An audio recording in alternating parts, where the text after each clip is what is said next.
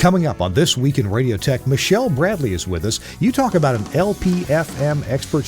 Her life is about LPFM and ham radio and a few other radio-related topics. We're going to give you some great information about applying for an LPFM license and plenty of resources as we move through the show. It's all coming up next on TWiRT. This Week in Radio Tech is brought to you by Broadcasters General Store with outstanding service, savings, and support. Online at bgs.cc. By Broadcast Bionics with the Bionics Studio, including talk show control, social media, and visual radio. Broadcast Bionics brings exceptional audience engagement to radio and TV. By Angry Audio. Audio problems disappear when you get angry at angryaudio.com. By Nautel, worry-free transmission you can count on with outstanding control, reliability, efficiencies, and Nautel's unmatched 24/7 customer support. Online at nautel.com. And by Max Connect Wireless, prioritized high-speed internet service designed for transmitter sites and remote broadcasts. Hey, welcome into This Week in Radio Tech, the show where we talk about everything from the microphone to that light bulb at the top of the tower. Hello, I'm Kirk Harnack, your host.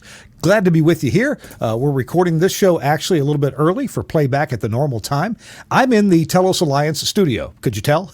Here in Nashville, Tennessee. It's another hot summer day, although it's where temperatures are slowly moving down as we slide into fall. I just hope we don't have another recurrence. Not another, I think they call it Indian summer. I don't know if that's the right name or not, but I'm done with hot weather. I hope you are too. Well, we've got an extra good show today, something that so many of us broadcast engineers, full-time broadcast engineers, don't know so much about.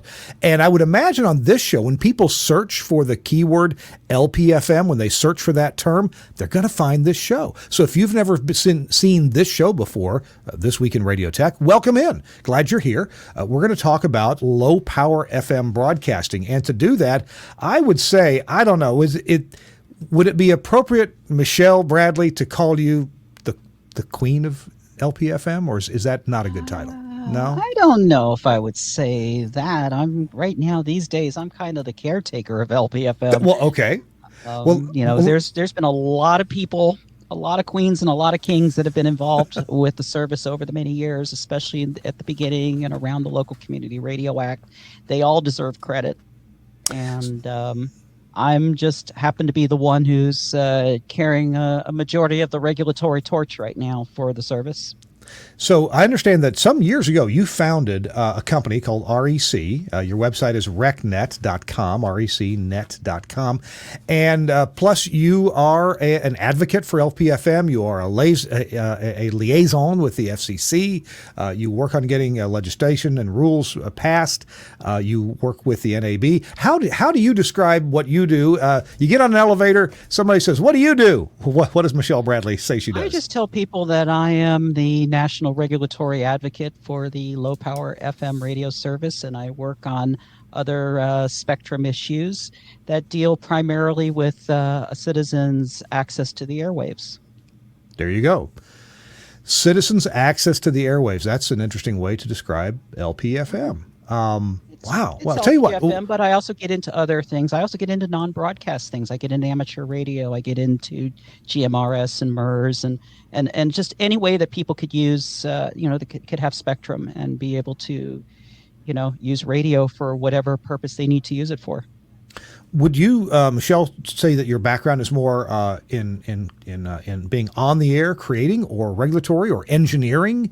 What kind of what skill sets would you put together to make Michelle Bradley? I would say it's more of a regulatory kind of trying to learn as much as I can, especially on the regulatory and legal side. Obviously, I'm not an attorney, nor do I play one on the radio. I'm also a software writer, so I've written my share of, mainly online stuff, everything across the whole entire REC Network's suite of websites, which is probably one of the things I'm probably the most known for by members of the engineering community, is really because if they use fccdata.org, if they use the fcc.today website, well, that comes out of this shop. Really? So fccdata.org, that actually comes from you. That's my site. Okay. And the other one was what? FCC what? FCC.today. It Oh, okay. is actually a dashboard site where you can go on there and you can watch all the activity that comes through LMS, that comes through the FCC on the Media Bureau side, and just sit there and watch it. It's a refreshing screen. It refreshes about once every 15 minutes. You can look at the applications that have been filed today. You can look at the applications where an action's been taken on. We have the information on the various daily releases that come out from the FCC. Mm-hmm. And we have a whole entire system behind the scenes that's actually going through and grabbing all these applications, reading the information off the applications, and in the case of FM, it is immediately updating fccdata.org with the application information, which Interesting. is I'll put those in the show notes, and if we get a chance a little bit later in the show, I'll pop those up on the screen. Michelle Bradley is our guest, and as usual, we're going to get right into a quick message from our friends at Nautel. And let me pop that up on the screen here. Nautel, if you're new to broadcasting, and a lot of you watching today, this show about LPFM, you may be kind of new to some of the things in broadcasting. And I want to tell you about this service from Nautel. Now, Nautel makes transmitters, AM and FM transmitters. They also make HD radio systems and DAB systems for digital radio in the U.S. and other countries. But one thing that they do, totally free of charge, it's a great service to our industry, is Transmission Talk Tuesday discussions. And these are free. I wouldn't call them webinars. They don't call them webinars, although to get to the site, you go to nautel.com/webinars. All right. But the Transmission Talk Tuesday discussion specifically isn't a webinar. It's a roundtable discussion. And that means that you can participate. You can submit questions in advance. You can raise your hand during the roundtable discussion when it's live and get your question answered. They have subject matter guests. And hey, we've got 3 new roundtable discussions that are now scheduled. So let's look at these 3 that are coming up. September 12th. Getting the most out of your SBE membership. You can join newly elected board member Jeff Welton as he discusses how to maximize your SBE membership. You can register right here at nautel.com/webinars and then click on Transmission Talk Tuesdays. And then next month in October 17th, Transmitter Site Considerations Part 1, Antennas, Lines, and Combiner Inspections. And then October 31st, Halloween, Transmitter Site Considerations Part 2 for air handling and cooling. I highly, highly recommend these Transmission Talk Tuesday discussions. They are just terrific. And Jeff Welton is typically the host. He's also going to be talking on the first one. He's kind of the expert guest on the first one. So check him out, nautel.com/webinars. And I want to thank Nautel very much for sponsoring, being a partial sponsor of This Week in Radio Tech. Thank you so, so much. All right. Our guest for today is Michelle Bradley. Welcome, Michelle. And I'm not sure where you want to begin our discussion of LPFM, maybe with the news that's coming up, or maybe you just want to give us, what is your elevator speech when somebody says, I've heard of this LPFM, tell me about that, and how maybe it's helpful to people, radio, me, our organization, people who are like-minded to me, whatever it may be. What do you tell folks about it? Well, LPFM is very much a utility service. There is several applications for it. The community radio model, where an organization decides, hey, we want to inform and educate and entertain the community. So we're going to go ahead and put in a station and operate. There's organizations that are formed just for the sole purpose of running the stations.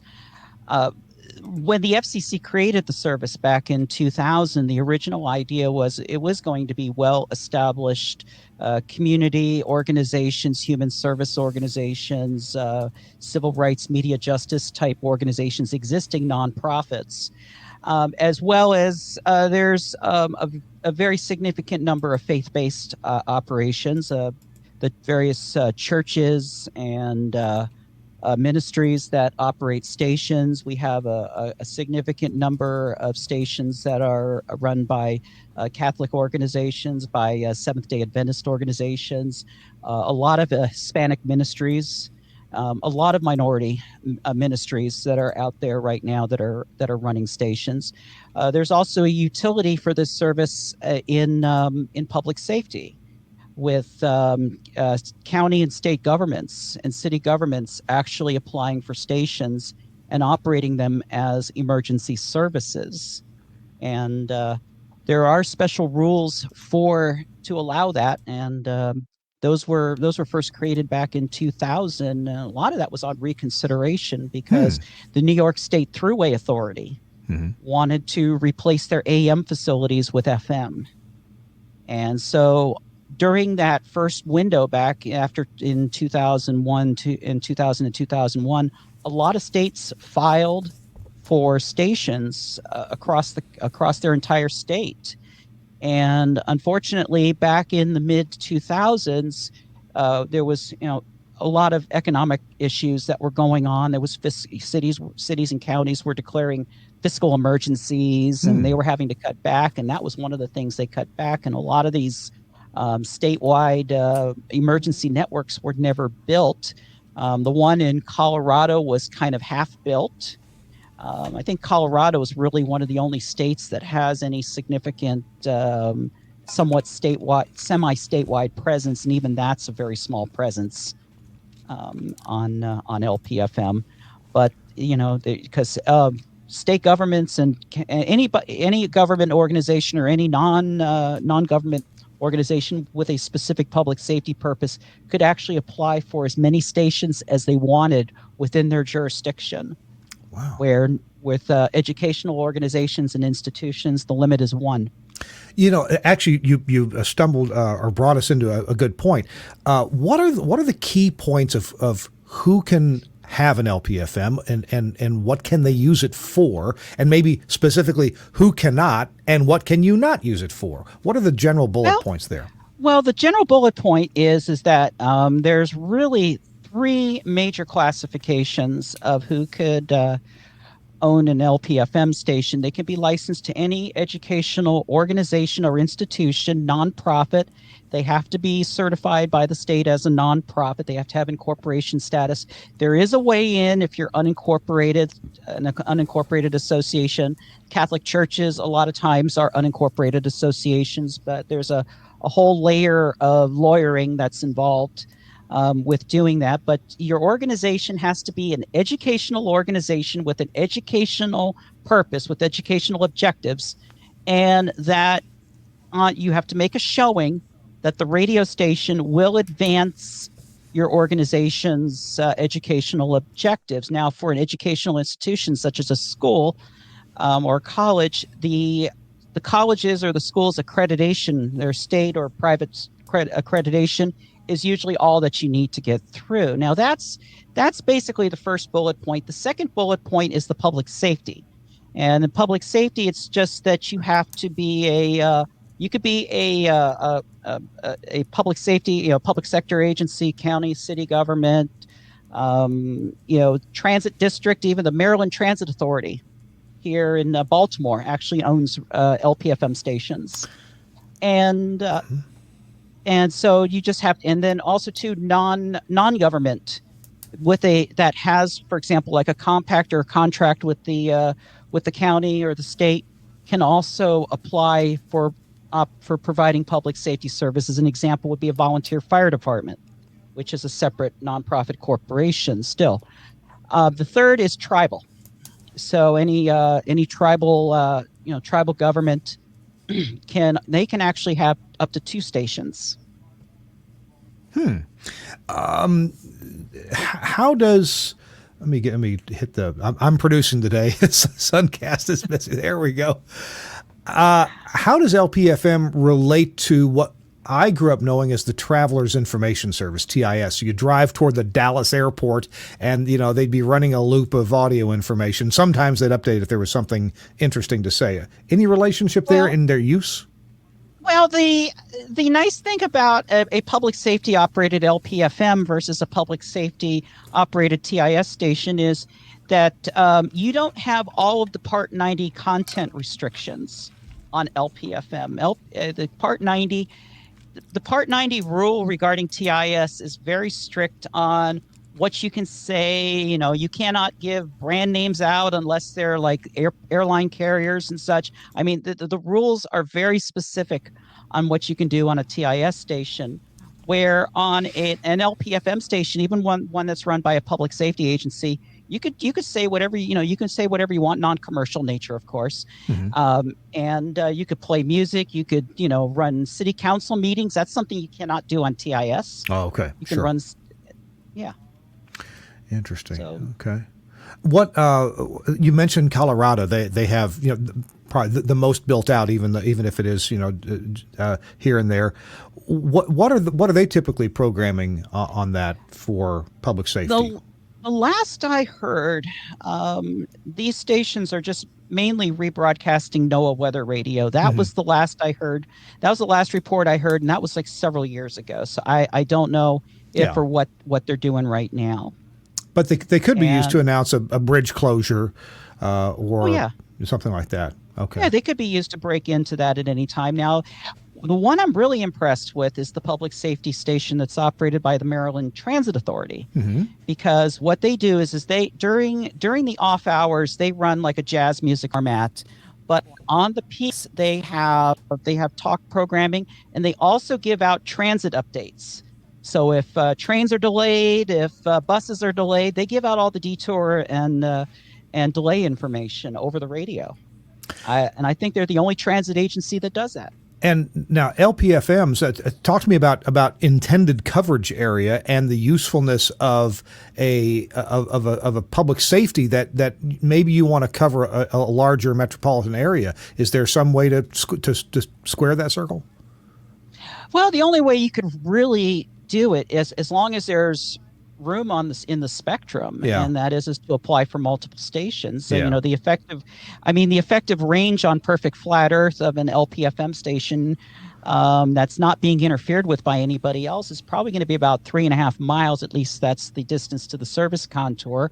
Although your mileage may vary. We used to have a WHCP out in Cambridge, Maryland, which is exactly 20 miles from here. And sometimes there was one little sweet spot where I could hear them in the driveway. And that's 20 miles away.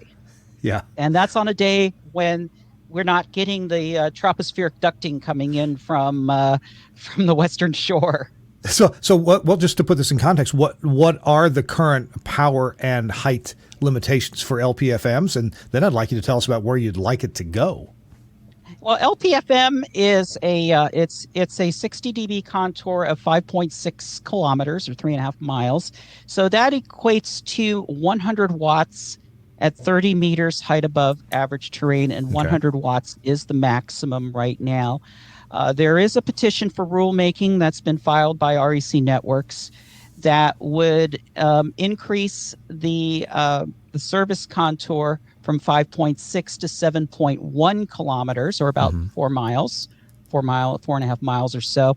And that would be 250 watts at 30 meters height above average terrain. Okay. Well, as an engineer, I'd prefer 250 watts at 30 meters. And also as an engineer, I know that height is better related to distance than power is. And so, sure, I don't want to interfere with the next service on the same frequency or an adjacent channel, but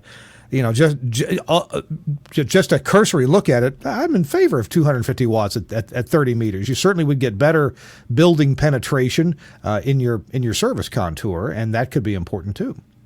Absolutely, and that's one of the things we're selling it on is the fact that we are, over the years, we have had many stories come in here about building penetration issues. We've heard from the stations where they're trying to reach a nursing home, and you have to go to one side of the building in order to hear the station because you can't hear it on the other side. Just because of the building penetration issues. And that's where I think LP250 is going to help. Gotcha.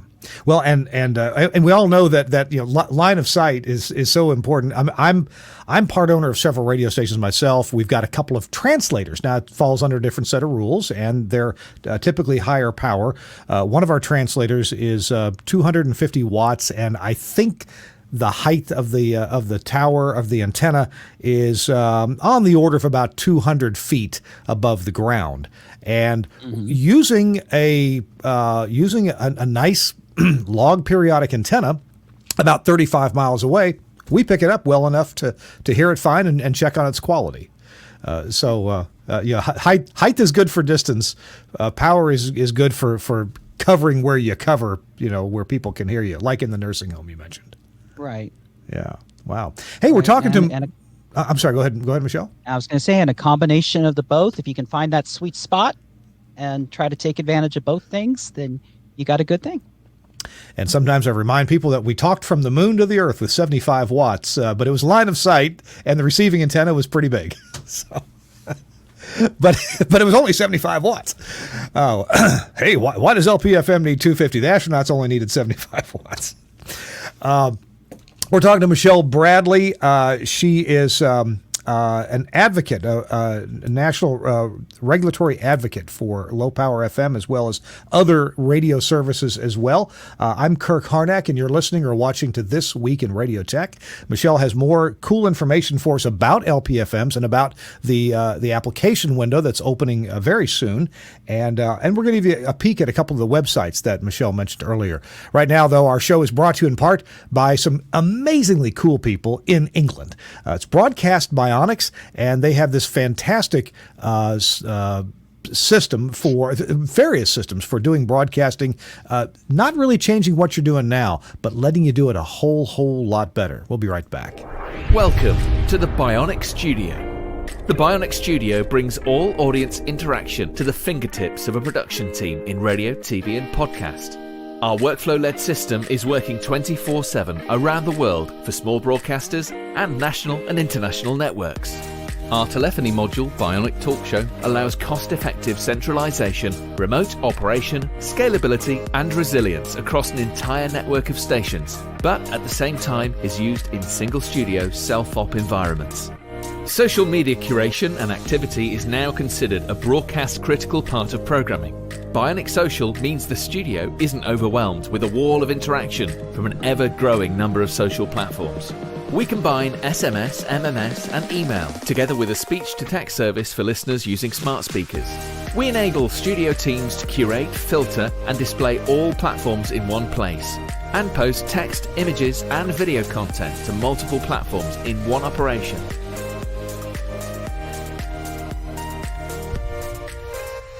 Effortless collection of video content with Bionic Director has helped position some of the world's most successful stations as leaders in viral content, generating appointments to listen and free marketing via retweets and shares.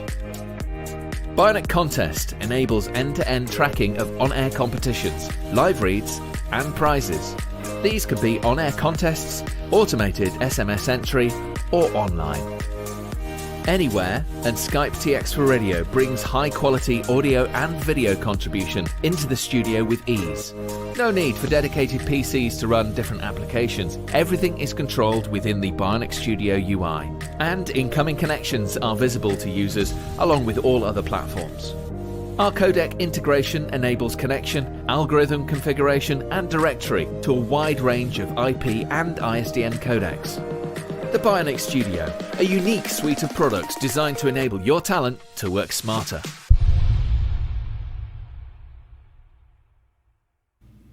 Big thanks to the Bionic Studio from Broadcast Bionics for sponsoring This Week in Radio Tech and for providing some very cool and useful solutions to us as broadcasters and content creators. So check them out at bionic.co.uk, bionics.co.uk or bionic.radio. And there's plenty more stuff there. All right. We are doing today's show with Michelle Bradley. Michelle, glad you're here. And I'm not sure where you want to go next. We're going to talk about this application window, I suppose. Tell me why that's significant and what that means to people who want to get an LPFM station. Well, the filing window, which is going to be coming up between November 1 and November 8 of this year, is the first opportunity in 10 years for any organization to apply for an LPFM station. So obviously there's a lot of folks, we get calls all the time for the past 10 years saying, how do I start a station? How do I, how do I get one of these things? How can we get one for our organization? And well, now is the time. You have a 9-day window there to get your applications in. And then once that's done, it may not be another 10 years until there's another one. Wow. Okay. So if a group watches or hears this podcast and says, yeah, we want to do that. Is it basically too late to get that done right now? Or is there time to get an application in for this? Oh, there's still time. Mm-hmm. Oh, there's absolutely still time. I mean, we're still accepting intake at REC. There's others out there that are also in the LPFM business that are also taking care of things. We still have. We're still more than a month and a half away here. So yeah, there's still plenty of time. You just got to make sure that you have your organization, your nonprofit organization, is together. That you've got it.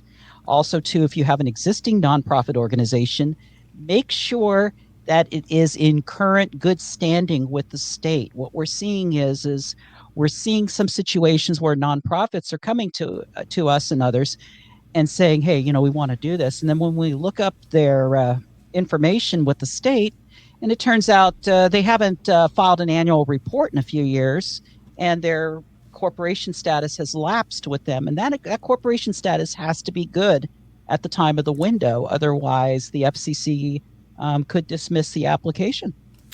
I want to go ahead and show this website on the screen here, Michelle. Hope you don't mind. This is your website. Mm-hmm. REC. What does REC stand for? REC. Very long story. Okay. Very, very, very, very long story. And I guess, this goes back to the days of when we did, REC started 40 years ago, actually. It's actually started in July 20th of 1984, actually. And we started with running telephone entertainment lines in Southern California, recordings that you could hear over the phone. And these were long form talk programs and things like that. And we had a separate phone number where people could leave messages. They leave comments talking about whatever's on their mind.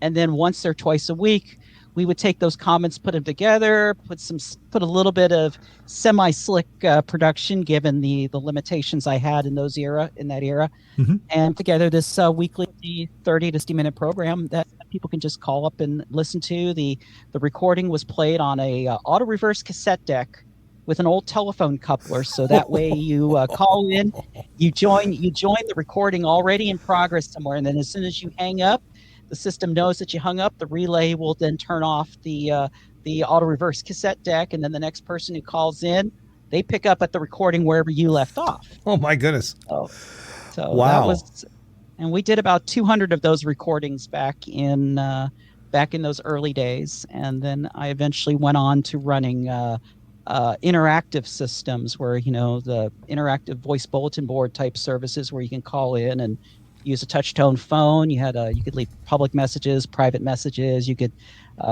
you could do online. You could do conferencing. I mean, in some ways, we were kind of we were the social network before there was MySpace or any of this modern day stuff. Yeah. Oh my gosh. So this website, LPFM letters. Those letters are plastered all over it. So tell me about what people can do with this website. Well, recnet.com is really the main website for REC, and mm-hmm. There is a treasure trove of information in there in regards to LPFM, in regards to full power stuff. We have a toy box with all kinds of little engineering toys to play with that I've designed over the years. And there's, just a lot of things that you can do there. But that's just the main REC website. And on there's links to some of our other sites like FCC Today and fccdata.org. We talk about LPFM.app, which is our site that we're using for the intake for this LPFM window. That's where parties who are interested in starting an LPFM station, they can go to. And then we go through, we read them the Riot Act. Mm-hmm. And I believe in full disclosure. And I run through this and I say, this is what you're really getting yourselves into. Are you sure you want to do this? Because what we found in the past is so many people that get excited to start these stations, they go through the process, they file the application, they get the construction permit, and then the sticker shock finally hits them.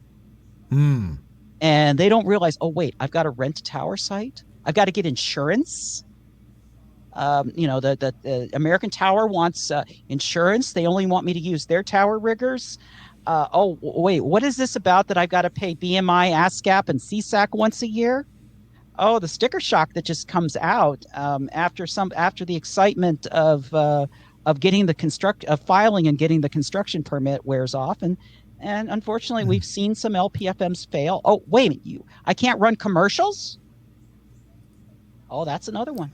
Yeah. I got to say, and it's worth at least me pointing out, as a broadcaster myself and as part owner of about 14 commercial radio stations myself, look, we realize that there are other broadcasters and there's other voices out there. We just want, as a commercial broadcaster, we pay bukus, lots of annual fees with the FCC and lots of ASCAP, BMI, CSAC, fees so that the rights holders get paid for music that we play. We just want other people to follow the rules too, and we realize the rules may be a little bit different for some people, and that's okay too. But you got to follow the rules. Absolutely, and that's one thing that we're very hard pressed on is rule compliance. There's an REC compliance guide that's out there that goes through the whole process of underwriting announcements, what you can and can't say. There's a lot of misunderstandings, and there's a lot of things that people won't do because they think they're not supposed to, but they actually can. And so we kind of get into some of that. And we talk about a lot of things on there. We have at the REC website, we have the self-inspection checklist. We rewrote it and made it a lot less demystifying than the FCC version, which actually has not been updated since 2007. Back when there was a 10-watt LPFM service on the books. So that's pretty much it. But the page that you have up there right now is the show of interest form. This is how we filter out the requests that come in, because you don't. How many calls I get over the phone? I want to put an LPFM in Chicago. I want to put one in Brooklyn. And we obviously can't put them in these places. Yeah. So you go through, you put in the information here. It's going to give you a yay or nay answer, and then it's going to fill. You're going to fill it out. And it says we ask for some information, and I ask about the organization, and so that way I know what I'm looking at when the request comes through. But that's how we do it. It just goes right through our systems. We have our own CRM that I've designed that handles the whole entire experience from beginning to end. It's a 5-stage process, and we used the same 5-stage process in the NCE window a couple of years ago. It worked great. Michelle, I don't know if it's an accurate analogy, but it's worked for me a few times to explain to people interested in broadcasting what they likely can and can't afford right now. And one thing I tell them is that, look, owning a gas station on the Las Vegas Strip would probably be pretty profitable. I mean, there's a lot of cars there. Some people may look at their gas gauge and realize, oh, I'm about empty. And they may, before they start that trip back to Los Angeles, they may want to fill up. But the price of acquiring a gas station on the Las Vegas Strip is going to be prohibitive for almost everybody except Steve Wynn, right? Who owns casinos there. But if you want to buy a gas station in West Undershirt, Arkansas, you can probably do that.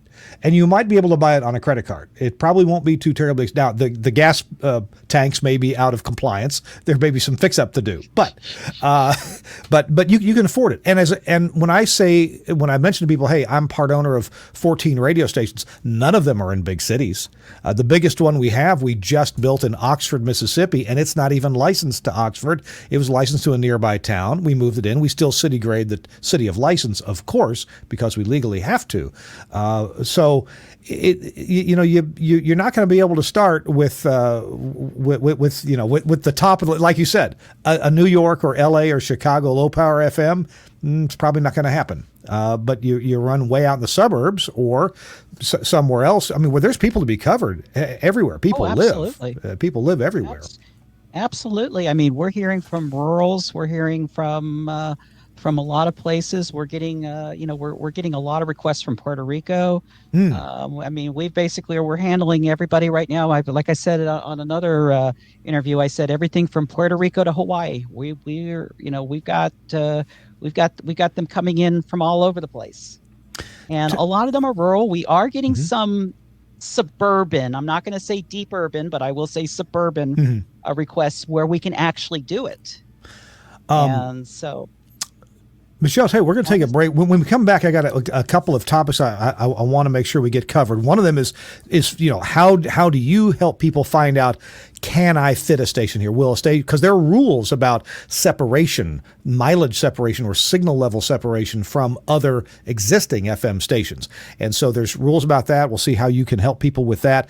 And then I'd also be curious to understand when these days when streaming is relatively easy to do, although not all of your listeners may have easy internet access. I take it for granted, but plenty of people don't have easy Wi-Fi access to the internet. But how can streaming and LPFM ownership go together to help better serve a community of people, or the people that you want to target? We're talking to Michelle Bradley. She is a national legislative advocate for regulatory advocate for LPFM and for other radio services as well. I'm Kirk Harnack, and you're tuned into This Week in Radio Tech. And I'm gonna share a different screen here with you as soon as I can bring it up here. And that is if you want to build a radio studio, well, one of the things you can do is check out this pretty inexpensive audio console that has amazing features, fully professional. This is called the Rave console. It's an analog audio console that's easy to hook up, and it's from my friends at Angry Audio. And they really are my friends. The guy who owns Angry Audio used to be my boss years ago, and he's designed other audio consoles. And he said, you know what? I'm going to take my knowledge of designing high-quality audio consoles, and I'm going to design a low-cost audio console. This one is so easy to hook up, so easy to connect. There's a video here about the Rave console from angryaudio.com. And look, on the back, the connectors, yeah, I know they all look like, computer networking connectors. These connectors are, yes, they're RJ45 connectors. So if you're familiar with, computer networking, you're familiar with the physical layout of these connectors. But these follow the Studio Hub standard. And what that means is that you get to run analog audio on computer Cat5 cabling, and it works terrifically. Turns out Cat5 cabling works great for analog audio, even microphone level audio, even that low-level audio from a microphone. And so what that means is this console is easy and quick to connect. You can even buy the cables pre-made if you want to. You do want to use shielded cables because this is audio, and it's just great. It's just great to hook up and use. It has big console features. For example, it's got, let me click that off. There we go. On-air indicator lights up when the mics are on and the monitor's muted. It's got 2 stereo mix buses, program and audition. It's got preview or cue on every input. Channels 1 through 4 can be microphones or line level inputs, so you can switch each one between those. The on-off buttons are slightly recessed to prevent accidental actuation, and there's plenty of consoles that don't have that simple yet effective technique. These faders are just amazing faders. I got to play with a prototype of this just a couple weeks ago at the Angry Audio office, and I love this console. It is so easy to hook up, so quick to hook up, and the audio specs are absolutely fantastic. So check it out from angryaudio.com. Their website, angryaudio.com. I like their slogan on this console. We didn't cut any corners, but we did round a few. We just rounded a few corners.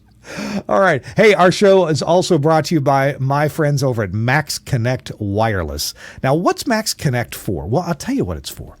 If you can get one of these hotspots to go at a transmitter site, or to go do a live remote broadcast when you need internet access in places that are otherwise hard to get to.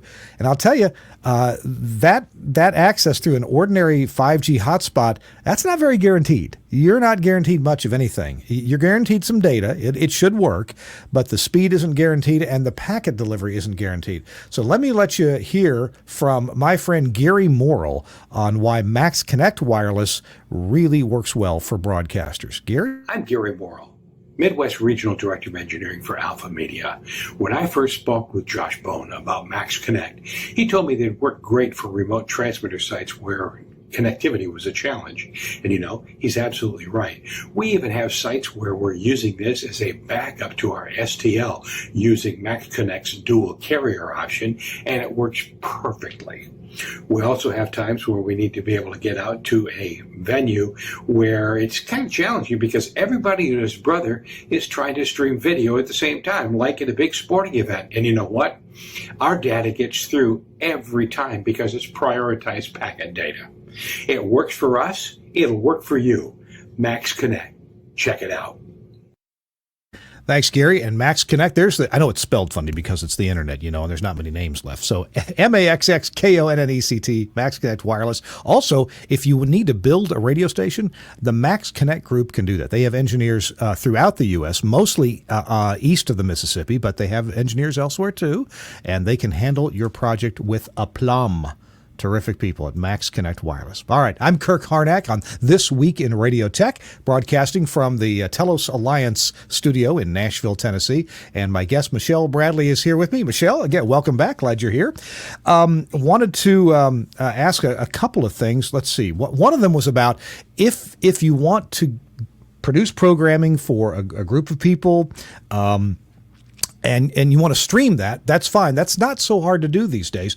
What benefit do you have when you maybe own an LPFM and you stream the programming as well? Any particular dovetailing there? Well, the big advantage, of course, is that the LPFM only has a certain amount of reach. And if you, obviously if you drive past the service area, suddenly you lose the station. Now, fortunately, there are applications and things like that people can do. For example, I'm a huge fan of radio DNS. And, we've incorporated radio DNS functionality here. I've met up with the folks at Radio DNS at the last NAB. We've been working together for the past year or two to get things together. REC does provide as a free service, actually, to all LPFM stations through our My LPFM portal. We do provide a basic radio DNS service. Now, what radio DNS does is it puts it's for visibility, and it puts your radio station information into a database, and compatible equipment can retrieve that information, including your station's graphics, program schedules, and such like that, and other metadata, and that we use it for. And right now I think it's Volkswagen, a lot of the German car manufacturers are currently putting radio DNS in their vehicles. The radio DNS platform is public. So anybody can develop, any manufacturer can develop on that. Actually, the fccdata.org website is actually radio DNS compatible. If you go to a radio station that has radio DNS, maybe like KIIS in Los Angeles, KISS FM, you'll see that our system will go out and pull up the radio DNS data, and then it will put it on the screen. So we have we get the graphics and everything that radio DNS has.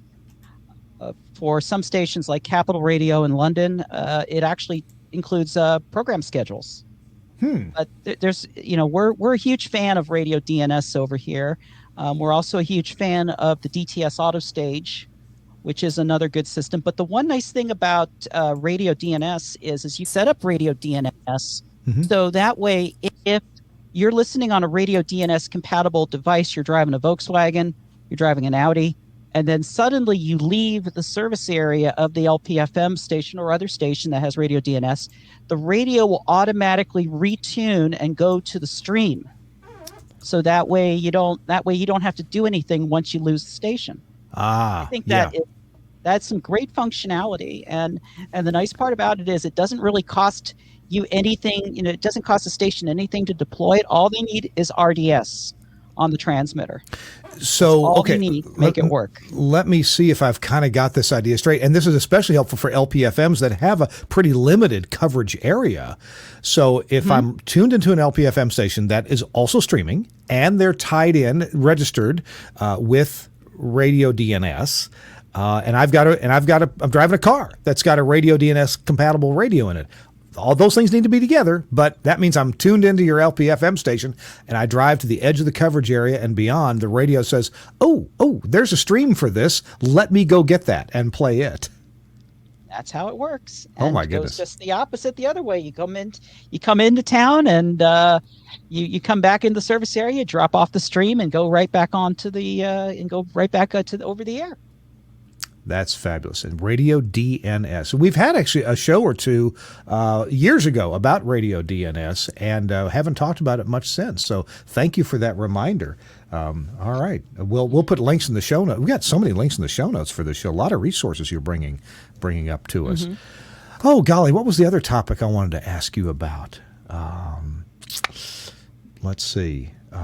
Besides the dovetailing of over the air and streaming, I'm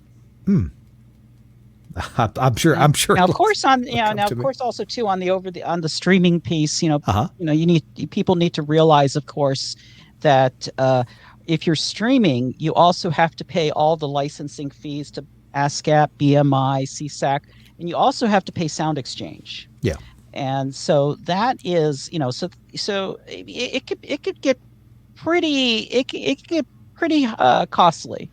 For some LPFMs to also stream. Of course, there's alternative services out there like Live 365 is one that actually, if you have a very low amount of streaming, if you're not getting a lot of hours of streaming in, you could probably get together something that's fully licensed for about $59 a month.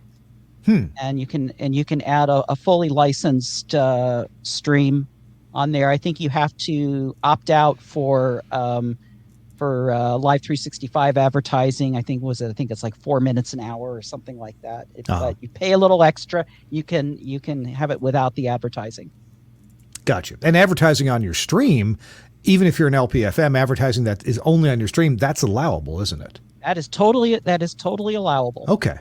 So an LPFM could help cover their costs by, on their stream, they run real commercials or make other types of advertising kind of announcements that they can't run on the air on the LPFM, but that can help defray their costs.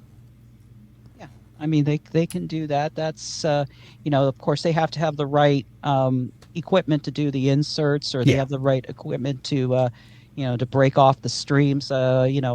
I've got two automation systems here that I think can do it. So, well, in fact, why don't we chat about that for a minute? I didn't know until an hour ago when we first started chatting before the show that you have in your office there both Rivendell and Playout One. And Rivendell is a free open source automation system. It runs in Linux. It's best if you're a little bit familiar with Linux before you try to use it. I used it for some years. We liked it. It's very powerful. We ended up switching over to the other one that you have in your office, Playout One, which has, I think, a lower cost version and then a pro version. My stations all run the pro version, but I would be quite confident that Playout One is fully capable of, covering certain ads, for your. I mean, playing ads on your stream and playing not ads on your LPFM.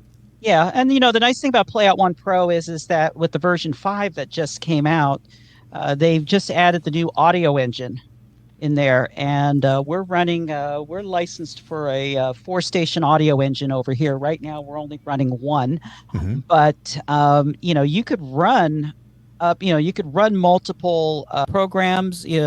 Then through some Xlog function. Through some Xlog functioning, you can actually bridge the two stations into in together, and that way you can run the same thing. So there's if you work it out right, there should be a way that you could be able to do opt-outs in that. We kind of do something similar with Rivendell. We have in the Rivendell we have a what is it? It's an old M Audio 1010 LT card, which is it's a PCI card. That's how old it is. And we can do, it's got an 8x8 bridge on it, so we could we could bring audio into there and route it around. And we used to have it so I could hit a button and it could route to the board over here, so I can put it on any. We're running right now 4 audio services off of that Rivendell.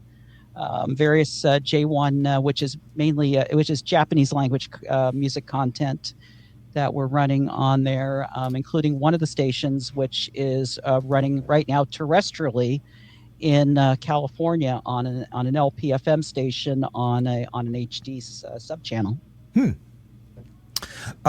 Hey, we're going to run out of time before we run out of content. I wanted to take a quick look, if you don't mind, at this website that you mentioned earlier, fcc.today. Now, and I want to point out, hey, this show, and thanks again for joining, this show, we're covering a lot of LPFM topics, and there are plenty of people that want to know about LPFM, and they're not real technical people, and that's fine. That's why people like Michelle Bradley and her organization, Rec Networks, exist to help take you through that process. But if you are into what the machinations going on at the FCC, if you need to check in on things like, I just happened to notice that a new low-power TV has been approved for Tutu in St. Thomas, Virgin Islands. Maybe I should go help them out. But let's take a look, Michelle, at this website, fcc.today. Tell us what happens here at this website. This is fascinating. I didn't know about this until an hour ago. Yeah, this site actually originally started the functionality for this actually goes back to the 2013 LPFM window. I put in some systems that would frequently check the FCC back in the days of CDBS, because I wanted to see the grants come in for the low power FM window, and we actually had something that would take that and post the grant information to Twitter. So as soon, within 15 minutes of a grant taking place on LPFM for the window, we tweeted about it. And over time that grew, and I started bringing in all the other application types, and the FCC.today was born. And since the conversion over to LMS, we've moved over to LMS. Mm-hmm. And we still get the data in real time. What the system does is during the day, it goes out every 15 minutes to the LMS public view, and it just basically records the screens, and it just says, okay, here's what's here's what's out there. It goes to another system that checks to see, okay, do we already have this? Okay, if not, then the system will actually go out and pull up the application. And it will read the application, turn it into data that's stored in our systems. It's stored in what we call our Enhanced License Management System, or ELMS. And then that information can be used by any of our applications because it's in the database. But what it does is we have this unique ability that Radio Locator doesn't have, not even the FCC's FM query has, where if somebody files a FM application, we can usually have the information into fccdata.org within about 20 to 30 minutes. Wow. Okay. We don't have to wait till the next day for the FCC's daily download dump to happen. Yeah. But we get the information right away. And we're actually bringing in, we're basically bringing in all the administrative apps, anything that doesn't involve engineering from across AM, FM, and TV. We're bringing those in that way. We're also bringing in the FM engineering applications in that way. We haven't done AM or TV engineering yet, because each one of those has its own little complexities, but we've got a modular code that we just build a template, and it reads these applications.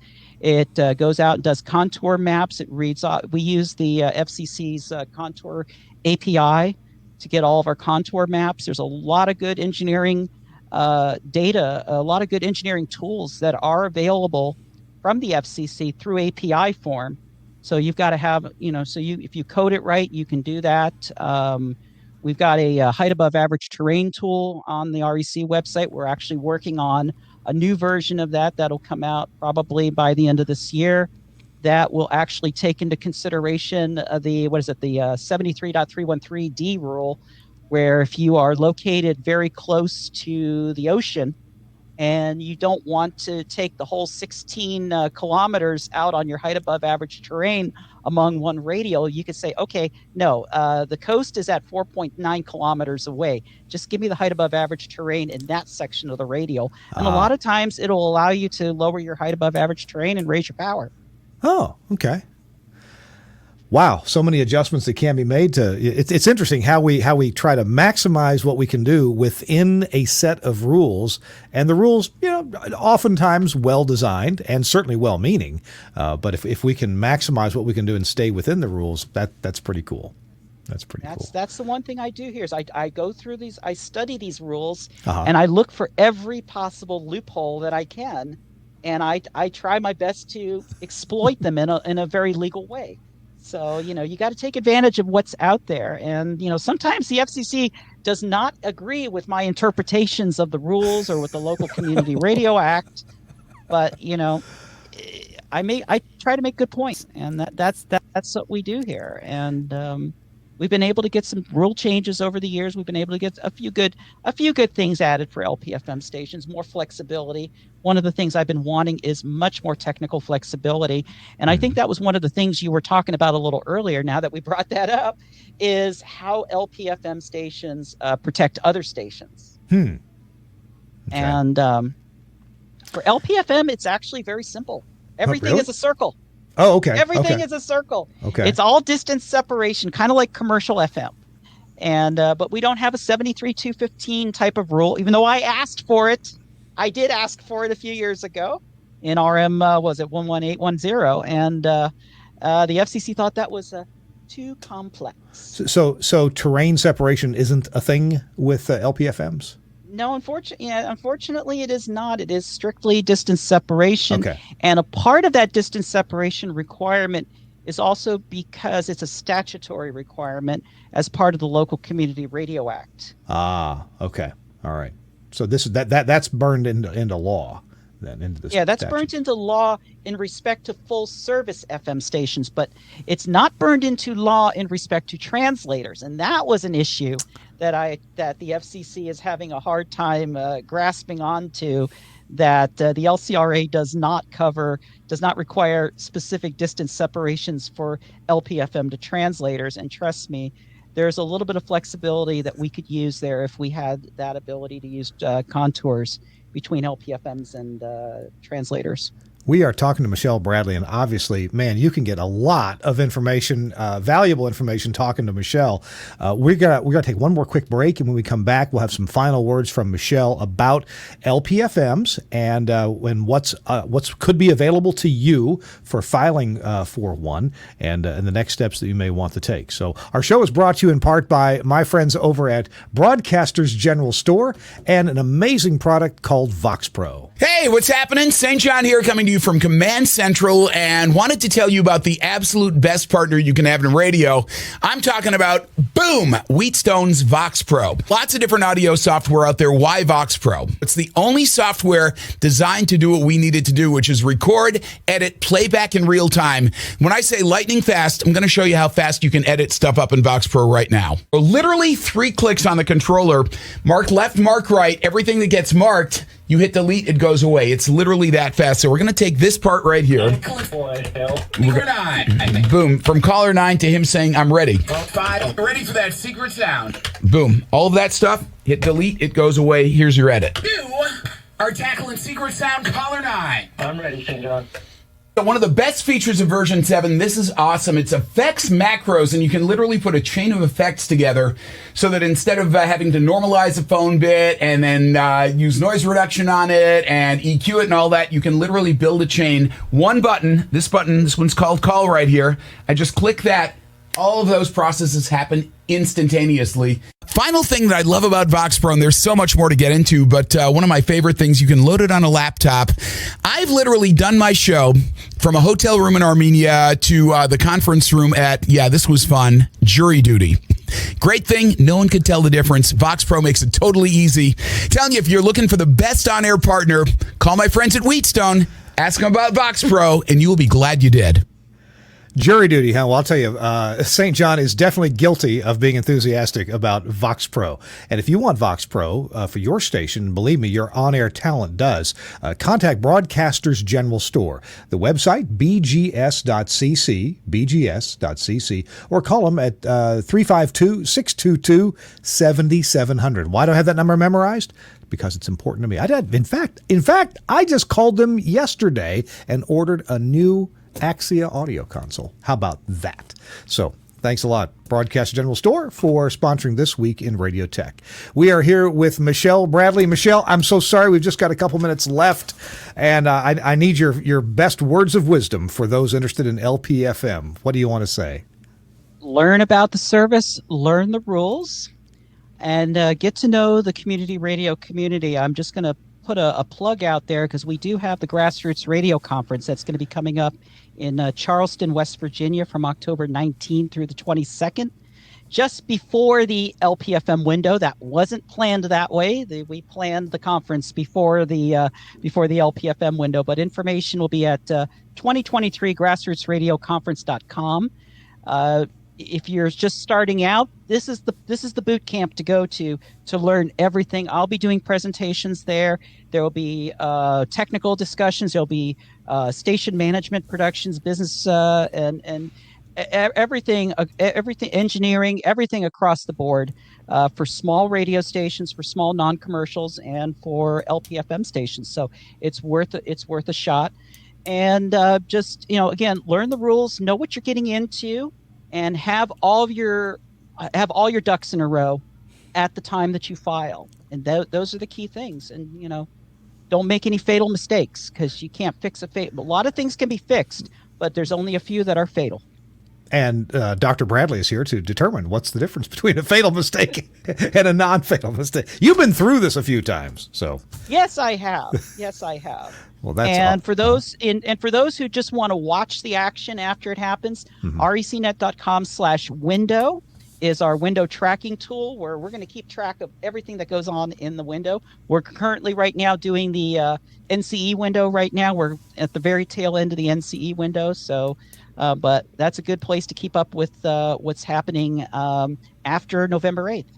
Good deal. I will put all these that I possibly can. I've been furiously taking notes here. We'll put them in the show notes because we've covered a lot of websites quickly here, and there's a lot to check out. If you're interested in LPFM or any broadcasting, anything, and the format that you display things at what FCC Today, FCC.today, that's nice. I'm so glad to know about these resources you've put out there. I'll be visiting them a lot more frequently now that I know about them. So that's awesome. Yes. All right. We have FCC staff that uses that site. I'll bet. It's quicker than our own systems. They say it's better than anything that's in-house. Well, there's different motivations in the design. One is designed by a contractor fulfilling a contract. The other is designed by you who, needs useful information at your quick fingertips. Right? Yeah. Different motivations. Probably FCC Today's biggest fan. That's cool. Michelle, I want to thank you for taking time out and working at your schedule to work me in to talk to me and our people here, our listeners and viewers. And hey, if you're new to this show, subscribe, and you might like some future shows that we do. We do some fun shows. We do some in-depth technical shows. We do some shows on troubleshooting and how to find common problems. We've even done shows on how to solder XLR connectors, and that's actually one of the most watched shows we've ever done. So you never know what you're going to find, but it all has to do with radio, audio, broadcasting, things like that. Michelle, thanks again. I wish you I wish you some good night's sleep during this time coming ahead. You may not get them, though. No, there's been a lot of sleepless nights. There's nights that I'm just tired but wired. So there's a lot going on right now, and it's only going to get crazier until the shoe finally drops. I hear you. Michelle Bradley, thank you once again. Appreciate you very much. I'm Kirk Harnack, and I want to thank very much Suncast, who goes back and produces this show. Thanks, Suncast. Hopefully Chris Tarr will be with us next week. We got a couple of good shows coming up. In fact, if things go right, if I play my cards right, next week I'm going to be in person with John Bissett in Charleston, South Carolina. And John, you may know and love him from his Workbench column in Radio World magazine. John's a wonderful engineer and just full of fantastic advice. He collects advice from you, other broadcast engineers, and shares it with everybody. So we're going to be talking with John Bissett next week on This Week in Radio Tech. We'll see you next week. Bye-bye.